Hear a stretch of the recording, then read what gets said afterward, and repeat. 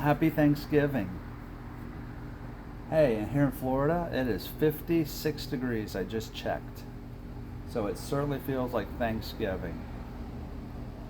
Um, I'd purposely not talk to you yesterday because I wanted to wait till today because I had, over the last couple weeks, 2, 3 weeks, researched Thanksgiving because you learn the story from when you're a kid all through school. But as an adult, as me, I'd forgotten some of it. And what I wanted to do is kind of review some of the reasons why the Pilgrims came. At this time in history in England, Queen Mary, Queen of England, was a strict Catholic. She followed the teachings of the Catholic Church. When she died, Henry VIII came into power. Henry VIII wanted to get divorced from his wives. Catholic Church wouldn't allow it, so he said, fine, I'll form my own church. And he formed the Church of England with the king as the head. So it had all the trappings and externalities of Catholic worship without the Pope. Many Englishmen were happy, but they thought that the reform didn't go far enough. The Puritans, Congregationalists, they believed in local church autonomy.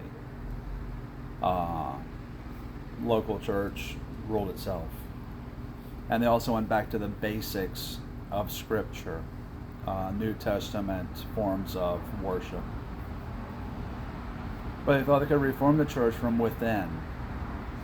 There was a group, Brownians, also called Separatists, who thought the church was beyond reforming, and they separated from the Church of England. And Church of England found out about this, and they started making a number of laws that would punish people who didn't follow the Church of England, who didn't attend Sunday worship, high holy days, and would punish them. Separatists being one of them.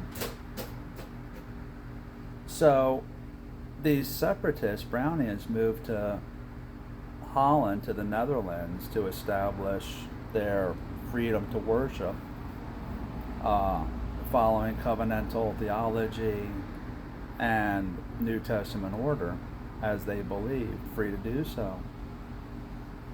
Well, instability within Holland. We had the 80 Years' Wars that just ended, and there were rumors that this wasn't a stable period. It was going to happen again. Plus, these separatists were not integrating well to the Dutch and their influences. So they got permission to leave for America.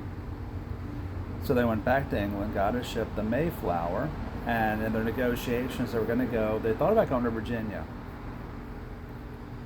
But they thought that some of the influences from England, Church of England, would be there, and the political atmosphere would be in Virginia, so they didn't want to do that. So they thought of going to Hudson. The Dutch were in Hudson.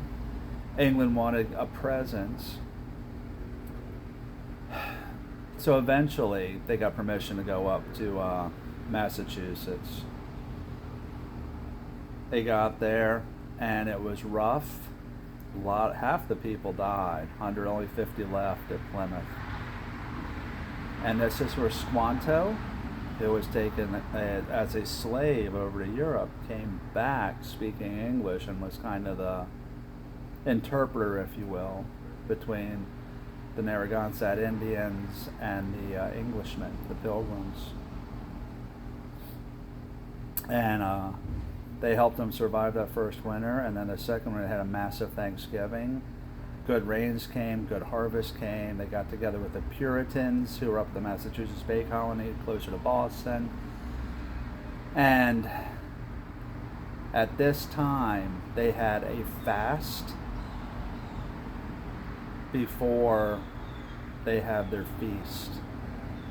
So the first Thanksgiving was a time for all the community to come together to break the fast, to celebrate the bounty that God had given them, and doing that with family and friends and community. Now, interestingly, when the Narragansett and a couple other tribes heard this celebration, heard gunfire, they thought it was a war party, so they came over. And the pilgrims said, please come in, join in our celebration. And then they brought food, and that's the first Thanksgiving. But it was a religious observance conducted by a group, really, of Puritans, Calvinist Puritans, who came to America for the freedom to worship God how they saw fit, without undue government influence over their worship of God.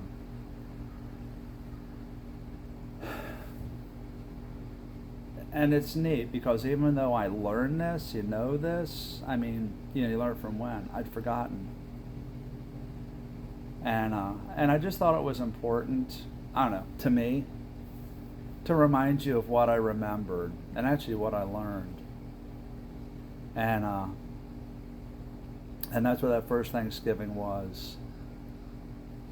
A time of celebration after fasting, of prayer and preparation before God, of thanksgiving to God for his blessings, with community, to where they invite in strangers to join them, neighbors. So,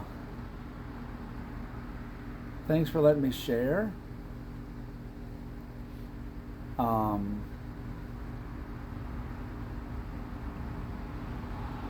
And I guess if I have to have a prayer today on this Thanksgiving, I pray it is a great time with family, friends, and neighbors, and those who invite in your house to share the blessings that you've received from God with others. Happy Thanksgiving, everyone.